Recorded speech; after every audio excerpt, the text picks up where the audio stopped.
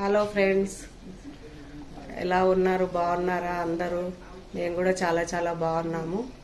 ఇండియాలో ఉన్న రోజులు నేను ఏ వీడియోస్ పెట్టలేకపోయాను. ఇప్పుడు కెనడాకు వచ్చాము. ఇక వీడియోలు పెట్టాలనుకుంటున్నానండి. ఇప్పుడు ప్రస్తుతానికి కర్రీ స్టార్ట్ చేయబోతున్నానండి. ఇప్పుడు చేయబోయే రెసిపీ పన్నీర్ కర్రీ అండి. అది ఎలా చేయాలో చూపిస్తాను రండి. మీరు కూడా చూసి లైక్ చేయండి, షేర్ చేయండి, సబ్స్క్రైబ్ చేయండి. ఆయిల్ వేసుకొని పన్నీర్ వేయించుకోవాలండి. మంచిగా వేగిన తర్వాత, రెడ్గా వేగిన తర్వాత, అంటే నేను ఎక్కువ చేస్తున్నాను క్వాంటిటీ, కొంచెం మంచిగా వేగాలి. పన్నీర్ అంతా మంచిగా వేయించుకోవాలి. డైలీ ఏదో ఒకటి చేస్తున్నామండి, కానీ వీడియోస్ తీయటం లేదు. చేయాలని అనుకుంటా కానీ ఇంకా కెనడాకు వచ్చినాము. మా మన్మన్తోటి ఆడుకొనడమే సరిపోతుంది. ఇంకా ఇది వేగిన తర్వాత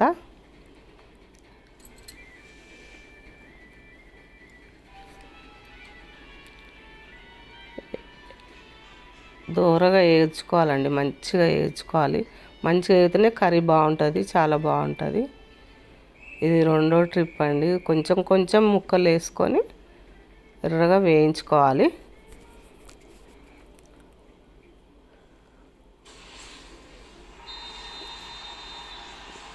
వేయించుకున్న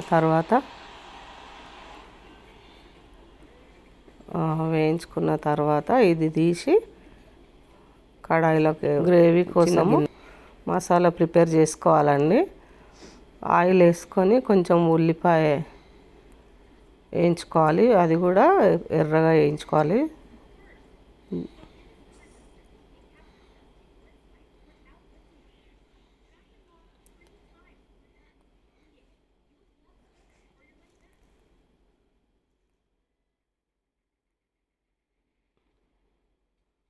మసాలా అంతా ప్రిపేర్ అయిందండి. మసాలా వేసుకున్న తర్వాత ఉప్పు, కారం, కొంచెం కసూరి మేతి వేసుకొని కలుపుకోవాలి.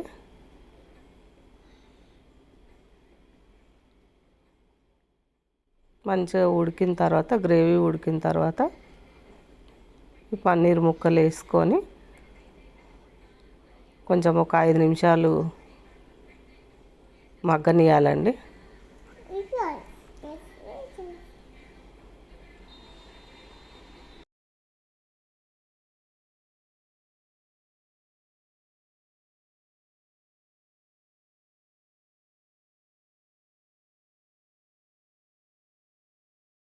కొంచెం గట్టిగా ఉంటే గ్రేవీ కొంచెం వాటర్ వేసుకోవాలండి. కొంచెం మనకు ఇష్టం ఉన్నంత కొంచెం. దాని తర్వాత పన్నీర్ ముక్కలు యాడ్ చేసుకోవాలి. కొత్తిమీర గార్నిష్ కోసం కొత్తిమీర యాడ్ చేసుకోవాలి.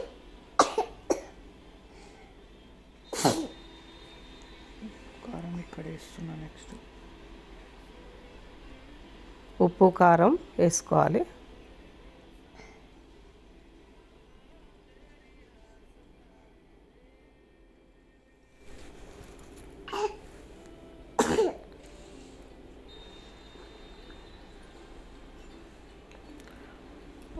స్టవ్ సిమ్లో పెట్టి కొంచెం మంచిగా ఉడకనియాలండి.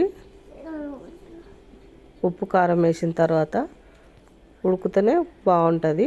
చాలా టేస్టీగా ఉంటుంది అది కర్రీ. చపాతీకైనా, రోటీకైనా, నాన్ రోటీకైనా, అన్నంలోకైనా చాలా బాగుంటుంది.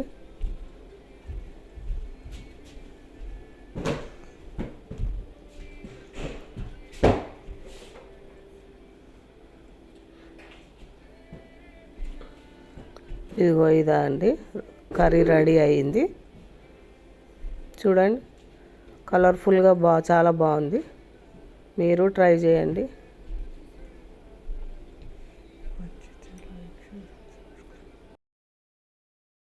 చూడండి, కలర్ఫుల్గా చాలా బాగుంది. మీరు ట్రై చేయండి.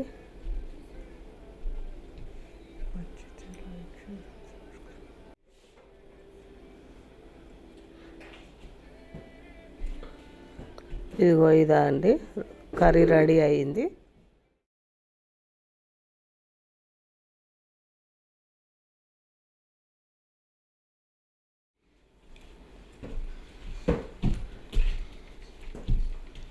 ఓకే అండి, కర్రీ అయిపోయింది, రెడీ. బాయ్.